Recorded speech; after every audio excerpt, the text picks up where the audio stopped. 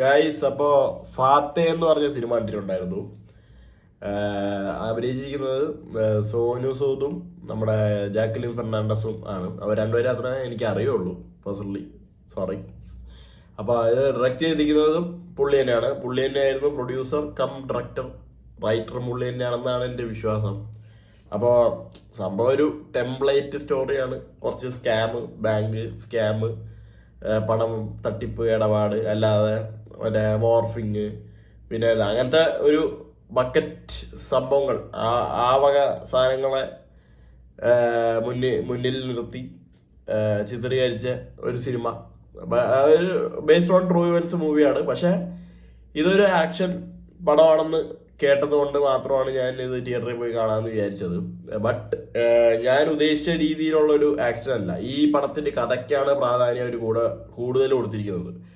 ഒരു documentary type എന്ന് പറയാൻ പറ്റില്ല. ഭയങ്കര മൈൽഡായിട്ട്, ഭയങ്കര സ്ലോ പേസ് ആയിട്ട്, ഫസ്റ്റ് ഹാഫ് ഒക്കെ ഭയങ്കര സ്ലോ പേസ്ഡ് ആയിട്ടൊക്കെ ഭയങ്കര മൈൽഡായിട്ട് പൊയ്ക്കൊണ്ടിരിക്കുന്ന ഒരു കഥയും അതിന് ഒത്ത കഥാപാത്രങ്ങളും, ഒരു വില്ലനും ഉണ്ട്.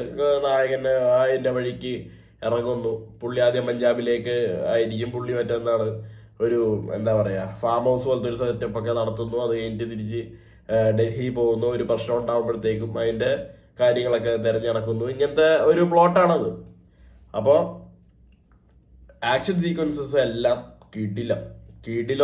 പ്രത്യേകിച്ച് ക്ലൈമാക്സിലത്തെ സാധനം എന്ന് പറയുന്നത് കറക്റ്റ് നമ്മുടെ ആനുവൽ പടത്തിലുള്ള മറ്റേ കോറിഡോർ ഫൈറ്റില്ലേ, കറക്റ്റ് അതുപോലെ തന്നെ നമുക്ക് തോന്നും കാണുമ്പോഴത്തേക്കും. അതേ ഒരു എന്താ പറയാ വാൾ പെയിന്റിങ്സ്, അതേ കളറ്, അതേപോലത്തെ മറ്റേ എന്താ പറയാ ഈ ആക്സും മറ്റേ ചുറ്റികയും കോടാലിയൊക്കെ എടുത്ത് വെച്ചേക്കണ മറ്റേ ഒരു ഷെൽഫ് ഉണ്ടാവില്ല, ഒരു ഷോ കേസ്, അതും ആ ഒരു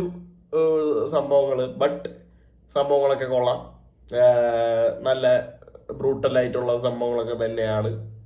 അതാണ് ഞാൻ പറഞ്ഞത്. ഞാൻ ഇനിയിപ്പം പറയുമ്പോഴത്തേക്കും ഏത് ലാംഗ്വേജിൽ ആക്ഷൻ പടം എടുക്കുകയാണെങ്കിലും ഈ സൈസ് ഒരു ബ്രൂട്ടാലിറ്റിയും ഈ സൈസ് ഒരു വയലൻസും ബ്ലഡും ആ ഒരു സംഭവങ്ങളൊക്കെ വേണം.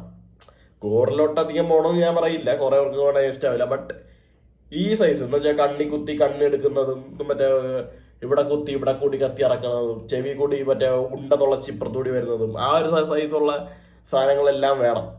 ഇനി നമ്മുടെ വരും തലമുറയിൽ ഇനി അടുത്ത കുറെ കാലത്തേക്ക് നല്ലൊരു കഥ ഓറിയന്റഡ് ആയിട്ടുള്ള ആക്ഷൻ പടം ഉണ്ടാവില്ല. രണ്ടും അത്രത്തോളം മുഴച്ചു വെക്കുന്നത്.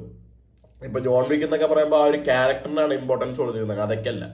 പുള്ളിന്റെ പട്ടി മരിച്ചു പോയി, ഇപ്പൊ കാറിന്റെ പണി കിട്ടി എന്നൊക്കെ പറയുമ്പോഴത്തേക്കും പുള്ളിന്റെ ഉള്ളിലുള്ള ആ ഒരു ഗാങ്സ്റ്റർ പുറത്തിറങ്ങി വരുമ്പോൾ നമുക്ക് തോന്നുന്ന കുറച്ച് കിടിലനൊരു ആ ക്യാരക്ടറിന് നമുക്ക് മനസ്സിലായി, നമുക്ക് പറഞ്ഞ ഒരു രോമാഞ്ചമുണ്ട്. ആ സൈസ് സാധനങ്ങളൊക്കെ വരാനായിട്ട് ഇനി കുറെ സമയം എടുക്കും.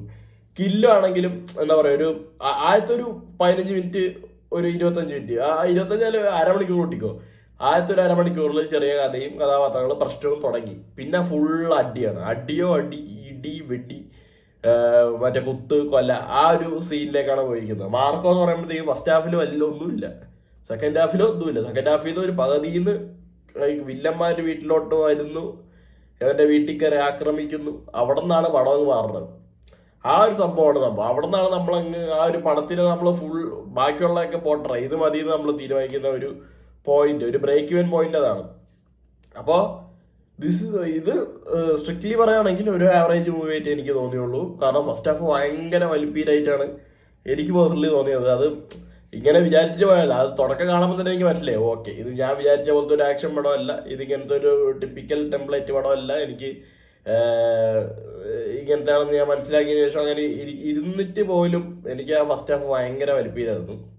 ഉറക്കമെന്ന് പറഞ്ഞാൽ ആ ഒന്നുമല്ല, എൻഗേജിങ് തന്നെയാണ്. നമുക്ക് ആ കഥയിലോട്ട് നമ്മളിങ്ങനെ ഒഴുകിയൊക്കെ ഇരിക്കുകയൊക്കെ ചെയ്യും. ബട്ട് എന്നാലും ഒരു ചെറിയ റബ്ബർ ബാൻഡ് വലിയ ഉണ്ടായിരുന്നു. ഇടയ്ക്കൊക്കെ ഫൈറ്റ് സീക്വൻസ് ഒക്കെ ഉണ്ട്, ശരിയാണ്. But second half was nice. കഥയിലോട്ടങ്ങ് മൂഴ്ന്നിറങ്ങി വില്ലന്മാരൊക്കെ ടപ്പേന്നുള്ള ഒരു കയറിയുള്ള അറ്റാക്കും കാര്യങ്ങളും. നായകനെ ഇതാക്കി ഒന്ന് പോകണ്ടേ, നായകനെല്ലാം ചെയ്യാം. നായകൻ ഒറ്റയ്ക്ക് ഓടി നടന്ന് എല്ലാത്തിനെയും കൊല്ലും. വില്ലന്റെ അടുത്ത് അവസാനം എത്രയൊക്കെ ഒന്ന് ആലോചിക്കാനൊക്കെ തുടങ്ങി കഴിഞ്ഞാൽ വൻ കോമഡിയാണ്.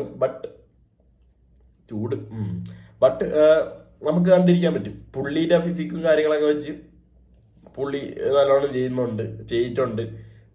ഞാൻ വിചാരിച്ചു പുള്ളിക്ക് വല്ല ബാക്ക് സ്റ്റോറിയോ കാര്യങ്ങളോ എന്തെങ്കിലുമൊക്കെ ഉണ്ടാവുന്നൊക്കെയാണ്, അങ്ങനെ എന്തെങ്കിലും കാണിക്കുന്നൊക്കെയാണ് ഞാൻ വിചാരിച്ചത്. പക്ഷെ അങ്ങനെയല്ല.